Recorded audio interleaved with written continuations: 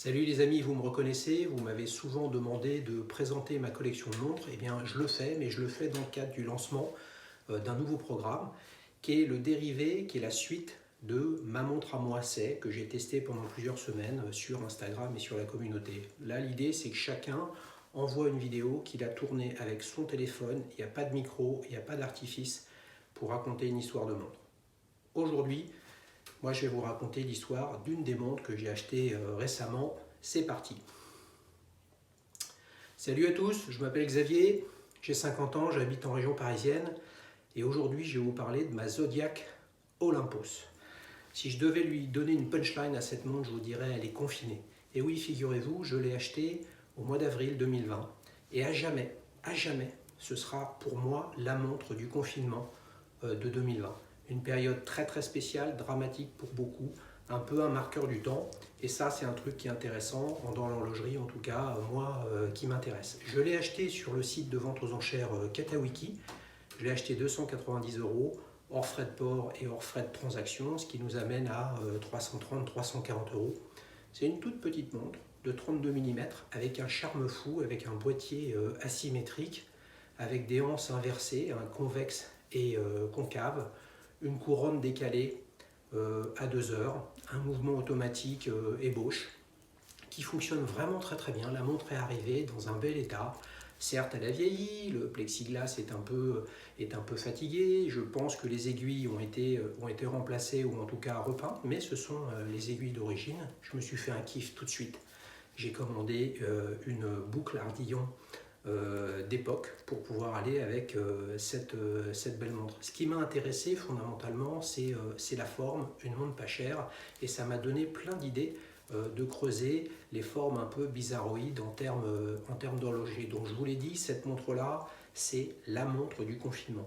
S'il y a un petit détail que j'aime beaucoup, je vous l'ai dit, c'est la couronne à 14 heures. Elle me fait, et vous allez sourire, penser à la Lange & Söhne Zeitwerk que Cédric a présenté dernièrement sur la chaîne. J'aurais pu citer d'autres choses.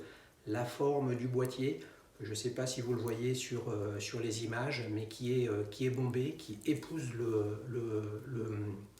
poignet et qui est vraiment très sympathique. Il y a toujours un petit truc qui nous plaît moins dans une montre, en tout cas je le pense. Celle-ci, c'est que c'est un mouvement automatique, mais il n'y a pas la date rapide. Et ça, c'est un peu embêtant quand vous êtes collectionneur de montres.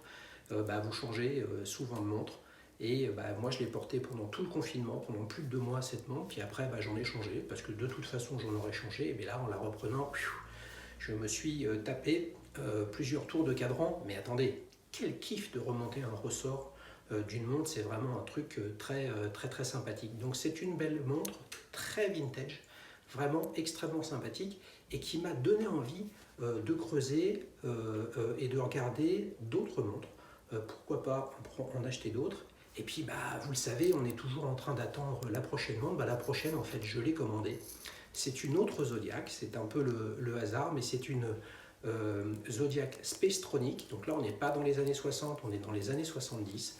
Une montre taillée à la serpette avec un format hexagonal et un calibre à diapason, probablement un Bulova qui tourne à l'intérieur. Donc on verra comment ça fonctionne. Vous le savez, je suis aussi un grand fan de maroquinerie. Dès que je reçois une montre, j'essaye d'imaginer un bracelet qui pourrait lui aller. Et bon, vous voyez sur ces images un prototype de bracelet fait avec du veau grainé. Et avec des attaches un peu militaires. Je trouve que ça lui va bien. Vous me direz en commentaire ce que vous en pensez. Voilà, je vous ai raconté un petit peu tout ce qu'on peut dire sur cette montre. Elle est belle, vous pouvez la regarder. Elle coûte vraiment pas cher. On peut se faire plaisir avec des montres vintage de marques un petit peu oubliées, désuètes. C'est le cas avec cette Zodiac Olympus.